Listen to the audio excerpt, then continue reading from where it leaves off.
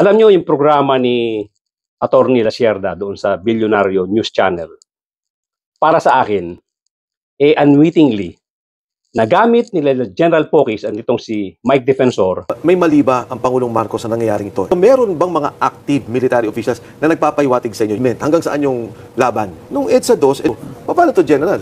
Pag nag-evolve tong biglang issue, kung anong mangyari? Pagka 1 million, 2 million tao, paanong papipigilan yan? Paanong papipigilan yan? Paanong papipigilan yan? Paanong papipigilan yan? Paanong papipigilan yan? Ibig sabihin, we are the leader. Yung interview na yan as propaganda.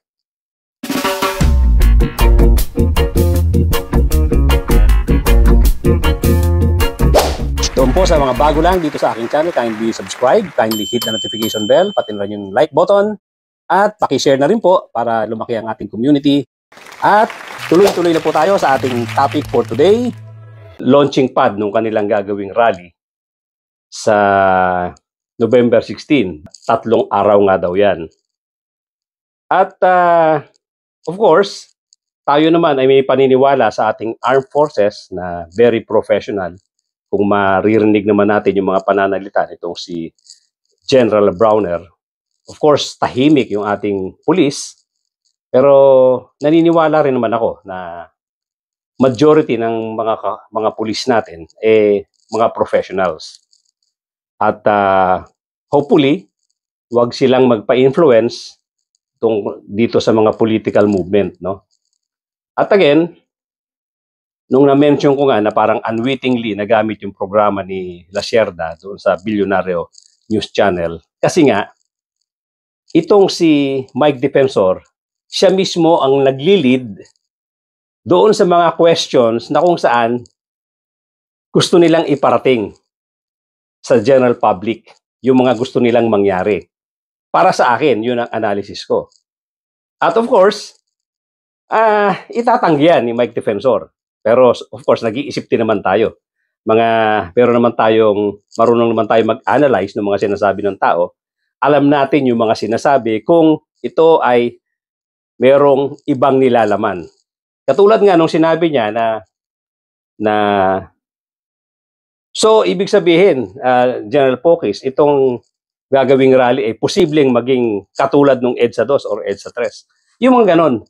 Yung ba naman, kailangan mo pang banggitin na para mong ipinararating sa publiko na mag-a-attend dyan, na susuporta dyan, na more or less yan ang purpose.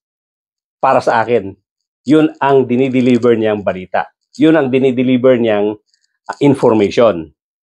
Kasi, hindi naman material na, alam mo, bandang dulo pa yan, bandang dulo na ng interview para sabihin niya na, teka, ako na lang, last question, Secretary Lasierda. At yun nga sinabi niya, na kung hindi natin mapipigilan ngayon, kung madami na milyon-milyon ng tao, parang posible na mangyari yung EDSA 2 or yung EDSA 3. Na, although yung EDSA 3, sabi niya nga, hindi nga naging successful.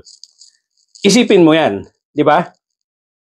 Pinararating mo, para sa akin, pinararating mo sa mga tao na mag-a-attend dyan, may pag-asa. Yung kanilang intention na magkaroon nga ng massive movement para pababain si PBBM. Yun ang dating sa akin. Whether aminin niya ni Mike Defensor or not, at saka ni General Pocis, yun ang dating sa akin. Kasi unnecessary yung ganyang sentence, yung ganyang statement, unnecessary.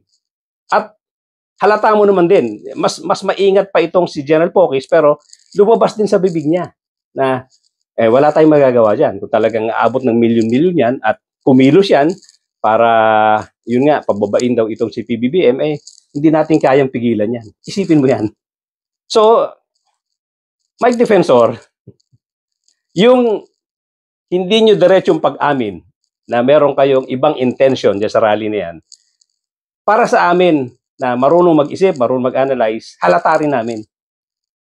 At I'm sure, sasabihin ko ito boldly, hindi kayo magiging successful. Unang-una, ngayon pa lang, sigurado ko, medyo kakaba-kaba kayo. Bakit? Alam nyo, ang mata ng AFP, ang mata ng pulis, nakatingin na sa inyo. Dahil nga inilabas ni Montulfo yung intention ninyo at yung mga pangalan ninyo. At konting gulo dyan, magkaroon ng hindi magandang paggalaw ang mga tao dyan, alam ng pulis, alam ng militar ang mga pagdadadamputin. Kaya alam ko, ilalo ka na Mike Defensor, sigurado ko, mawawala kang bigla dyan. So, parang ano yan yung, alam mo na, yung mga magnanakaw, ayaw ng liwanag niyan. Ayaw no nakikita ang mga mukha nila. So ngayon, hinantad ni Montulfo yung mga mukha nyo sa liwanag. Kaya alam ko, magdodoble ingat kayo. Kaya nga ang tawag ko sa inyo, mga oportunista. Titignan nyo lang kung ang tao ay ma-agitate at kung kikilos ng ayon doon sa gusto nyo mangyari, in mass, yung maramihan, dyan lang kayo tatapang. Pero sabi ko nga, sosobrahan nyo ingat dyan dahil identified na kayo. Well, sa bagay, itong sila General Pocus noon pa naman identified ito. Pero ngayon nga, sabi ko nga, dahil kumbaga sa magnanakaw, nalagay kayo sa limelight, mayroong ilaw na nakatuon sa mga mukha ninyo, sa tingin ko, hindi nyo basta-basta magagawa yan. Pangalawa, ako'y hanga dito sa paninindigan ni General Browner. At alam ko, under his leadership, talagang lalo niyang pinaigting yung pagiging professional ng ating mga sundalo. Yung mga kapulisan, I'm sure, pareho rin. So ito nga, kaya ako ginagawa itong vlog na to, para mag-appeal sa ating mga mamamayang Pilipino na maging mapagmatsyag tayo dito sa mga hindi magjo-join ng rally na to dahil alam naman natin kung ano yung talagang tunay na intention nito. Kasi kung normal na rally lang ito, hindi mo naman gagawin ito 3 araw At sinasabi pa ni General Pocus nga, bumagyo or umaraw daw, walang uwian. Well, tingnan natin. Pero ano intention nyo? Kaya kayo nag-declare ng 3 araw na rally. Kasi nga, ang intention nyo, palubuhin ng tao, hoping kayo na makakuha kayo ng milyon-milyon na tao na pwede nyong itulak papuntang Malacanang at doon tayo magkakasubukan. Alam ko, hindi pababayaan ng pulis, hindi pababayaan ng militar yan. Mas lalo na ang militar. Kaya ako, sabi ko nga, hangang-hanga ako rito sa paninindigan ng General Browner. At ang apila ko sa ating AFP, sa ating pulis, lalo po nating paigtingin ang ating pagiging professional. Dito natin magagamit ang professionalism natin, yung ating dedikasyon, yung ating pag-isolate ng ating military, ng ating armed group, katulad ng AFP at ng police, gawin nating insulated sa politika. Itong mga taong ito, hindi sila, lumalabas din naman sa bibig nila, hindi sila nasisihan sa nangyayari ngayon. Kaya nga sinasabi ko, yung sinasabi ni General Pocus na ang bagal-bagal daw, sinabi ko rin yan sa aking katatapos lang na vlog kahapon, para kang hindi general. Alam na alam mo naman kung anong justice system sa atin. Yung ilang buwan na pag-iimbestiga, sinasabi mong wala pa nakukulong, uulitin ko. Para bang kahapon ka lang pinanganak, General. Alam mo naman kung gaano katagal ang sistema ng ating justice system. Kung paano pinoprocess ang mga ebidensya, paano bine-build up bago magdemanda. Alam mo yan Kaya lang, ang pananalita mo, ano yan, dala yan ng pagpopropaganda, dala yan ng iyong pag-agitate sa mga tao. Gusto mong magpuyos ang damdamin ng mga tao para magalit. Pero, uulitin ko yung sinabi ko doon sa nakaraang vlog ko. Kung hindi ka naniniwala na yan ang sistema ng hustisya sa atin, tingnan mo yung petisyon na sinabmit ng mga lawyer ni Digong Duterte sa Supreme Court na hanggang ngayon wala pang resulta. Ilang buwan na yan. Ngayon dito sa mga investigasyon na nangyayari, inip na inip ka. Samantalang yung Supreme Court, hanggang ngayon wala pang aksyon. Yan ang justice system sa atin. Hindi ko alam kung sa kuweba ka nakatira. Sabi nga nila, Christian Esguerra, sa kuweba ka nakatira dahil hindi mo alam kung anong meron dito sa Pilipinas. Ang justice system ay hindi ganun kabilis. Unless talagang overnight ay mabago ng gobyerno yan. Mabago ng justice community yan, yung ating ginagalawang hustisya ngayon. Pero imposible yan na overnight biglang mababago yung system ng ating hustisya, ng ating justice system. Imposible yan. So, ibig sabihin, mula pa noong araw, siguro bata ka pa, hindi ka pa pinapanganak, ganyan na ang justice system natin. Na may kakaroon ng konting improvement, pero mabagal pa rin. Kaya nga sinasabi ko, kung ikaw ay mag-express ka ng iyong pagkainip, agitation lang yan.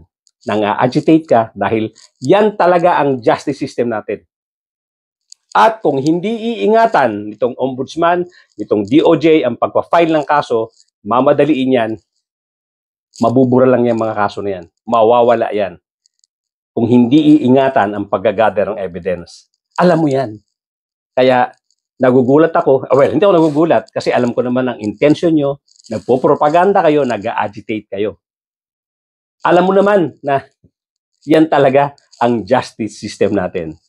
Anyway, kaya po ako nag-vlog para i-reiterate yung ating panawagan sa ating AFP, sa ating kapulisan, na bantayan po nating maigi ito. Ito ang magiging litmus test. Ito po ay magiging ultimate test dito sa presidency ni PBBM. Kaya naman po natin sinusuportahan itong si PBBM, hindi dahil tayo ay sobrang tagahanga ni PBBM, tayo po ay balanse, tayo po ay makapilipino, tayo po ay sumusuporta sa ating konstitusyon. Kaya ayaw natin magkaroon ng takeover, ayaw natin magkaroon ng change of government na hindi dadaan sa tamang proseso. Yan po ang stand natin. At hindi po magiging maganda resulta.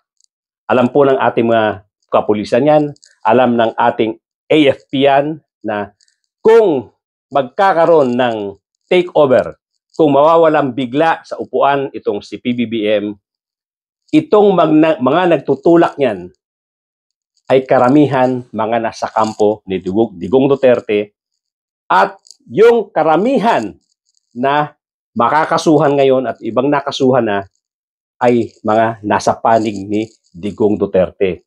Marami pang lilitaw dyan na mga kapanalig ni Digong Duterte na makakasuhan. At yan po ang pinakamasaklap na pwedeng mangyari sa Pilipinas. Pag sila ang nakaupo sa Malacanang, mabubura lahat ang mga kaso na to. At magpapatuloy ang nakawan. Magpapatuloy ang mga ganyang klaseng proyekto na walang dinideliver, ibinubulsa ang pera. Alam naman natin kung saan galing itong si Saldico at itong si Romualdez. Meron din itong ties kay Digong Duterte dati. At ang mga proyektong malalaki, nag-umpisa yan nung term ni Digong Duterte noong 2016. Kaya nga sinasabi natin, karamihan sa mafilan ng kaso ay mga tauhan or mga close kay Digong Duterte. Na napakasaklap na yan kung talaga magtatagumpay sila dito sa hidden agenda nila na makuha ang Malacanang.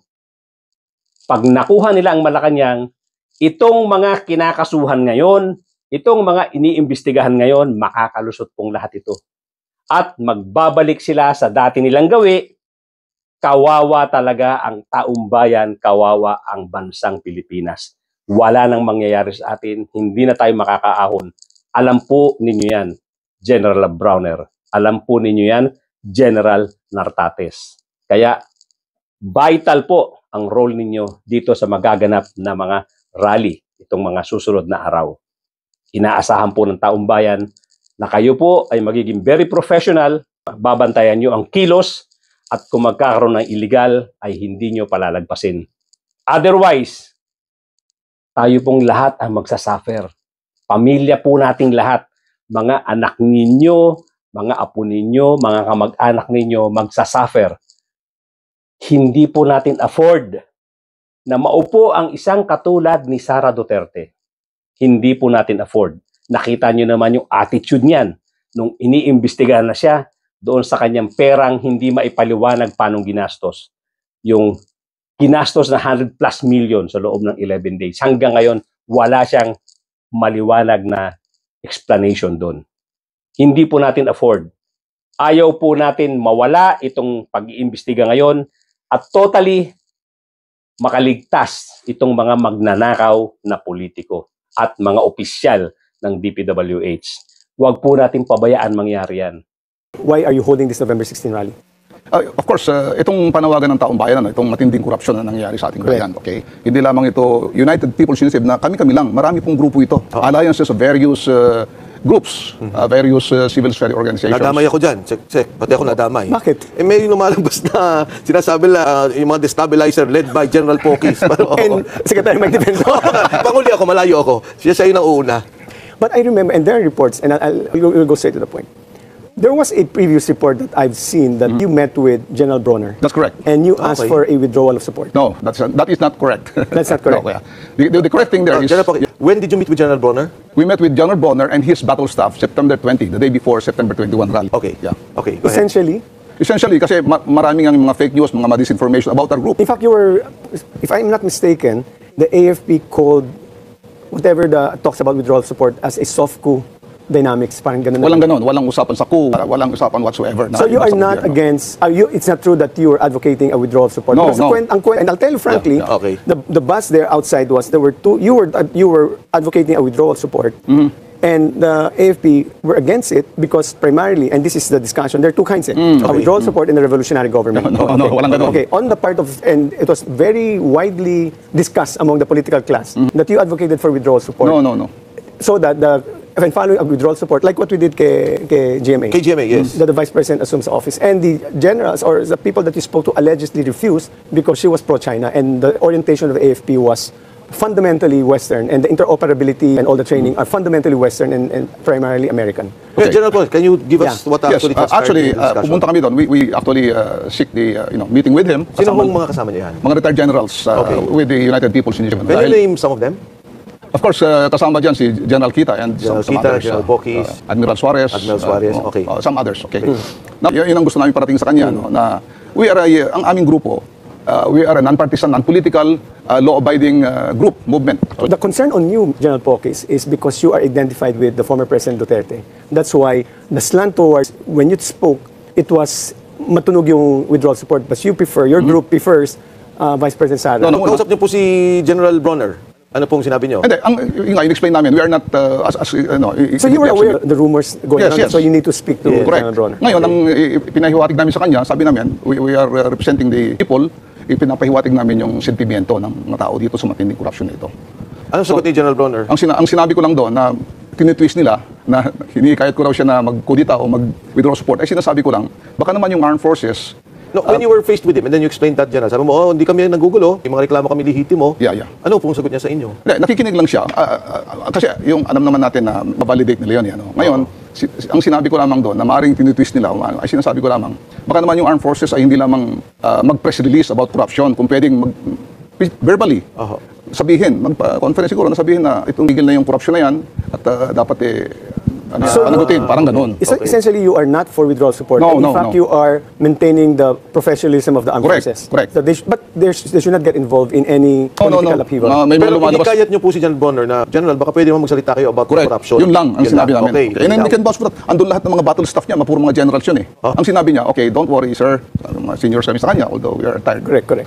Sabi niya, nararamdaman namin, narinig namin ang hinaing ng tao. Sabi niya, hindi kami bingi, hindi kami pipi, hindi kami bulag. Yun sinabi niya. Teka, General Pokis, baka mamaya ma-deny na naman tayo. At saka sinabi niya, alam naman namin, sabi niya, ang mandato ng armed forces, that is to protect the people and the state. Yun ang sinabi niya. So your November 16 rally, the principles that you espouse are fundamentally similar to the Trillion Peso March. The difference here is that the aggregation of groups that Correct. you are with, Yes. it's INC will also be there, Kingdom of Jesus Christ is of Pastor Kibuloy, and JIL. All these two organizations are under siege because the founder, Pastor Kibuloy, is under arrest. Yes. And then on the JIL, it's Senator Joel Villanueva is also under fire. So it seems like this is an aggregation of Duterte forces. Kaya malaki ang kwento talaga na it's going to be, you'll force the issue, there will be a withdrawal support, and they're very confident that Vice President Sara Duterte will be able to assume the Hindi, presidency. ganito, may movement daw kami na ibabagsak si PBBM. walang katotohanan yun, di ba? Pati si Kong Mike nandun eh. Walang ganoon kasi itong movement namin is a non-violent... General, to be fair, Just for the record, you are the applicant for the People Power Rally on November 16. Yes, dahil nag-withdraw yung INC. Pero just to be clear, no, although hiwalay yan na rally, nag-uusap po din mo kami. Correct, I understand. Na sabay yan at 3 araw yan na rally na walang uwian. Bumagyo, umulan, hindi uuwi yung mga tao. Hindi uuwi yung mga tao. Hindi uuwi yung mga tao. Hindi uuwi yung mga tao. Hindi uuwi yung mga tao.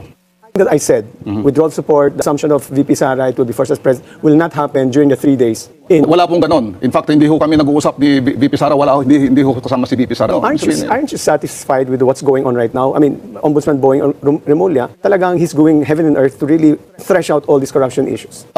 Unfortunately, no. Kasi Because- mahigit ng 100 wala pang nakukulong eh. Itong gusto ng taong bayan panagutin, ikulong eh. Wala pang parang lumalabas parang kulang. It's the same impatience that you feel are the same impatience Yes, that we correct. also feel. No? Yes. Talagang, kaya nga yun, Chante, ikulong na yung mga korap. Wala pang napapanagot eh. Yun ang panawagan ng taong bayan. Unfortunately, the legal process is just too protracted. Yeah, but the power of the presidency is so, talagang gusto nilang, magagawa yan eh. ano ba, matabagan ka na, General, yung mga gusto Opo, natin. ito po ang United People's League, kasama po ang maraming mga organisasyon po dito, hindi lamang po yung Iglesia ni Cristo, hindi lamang po yung POJC, UJL, marami po mga civil society groups, mga Muslim and Christian organizations, lay organizations, yung mga kabataan, yung mga manggagawa, lahat po ay kasama natin. So, yung mga kababayan po natin at nawagan, samahan nyo kami sa EDSA.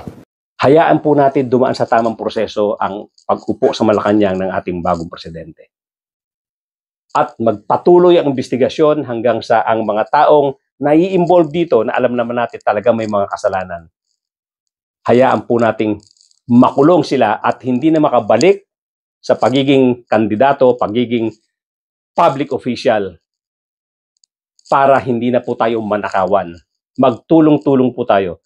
General Browner, General Nartates, pagtulungan po natin ito. Huwag po nating hayaan magtagumpay ang planong pag-take over dahil babalik po tayo sa umpisa at babalik po yung mga magnanakaw na politiko. Magnanakaw ng mga opisyal ng DPWH. Makakalusot po lahat yan dahil iisang karakter po sila. Kung sila man ang makakaupo sa Malacanang, iisa po ang kanilang mga iniisip, mga pang-sarili nilang kapakanan. Inaasahan po namin General Browner, General Nartates, at yan po ang pakiusap ng taong bayan. Huwag po natin hayaan na magkaroon ng unconstitutional na takeover ng leadership dito sa ating bayan. Maraming salamat po at umaasa po kami. Thank you so much, ladies and gentlemen. Hanggang dito na lang po muna. Thank you for joining me today. At doon po sa mga bago lang sa aking channel, kindly subscribe, kindly hit the notification bell. Pati na rin po yung like button. Mag-comment po tayo. Iparating natin kay General Browner. Iparating po natin sa ating kapulisan, kay General Nartates, yung ating hinaing, yung ating pakiusap na huwag nating hayaan mangyari ang illegal na takeover dahil nararamdaman po natin na may plano pong ganyan ng ibang tao. At again, thank you so much. Paki-share po natin ang ating episode ngayon para maraming makarinig nito at matulungan po ang ating munting channel na lumaganap, dumami ang nakakarinig dito. Thank you so much once again at mga kapatid, mga kababayan, magkita-kita po tayo muli.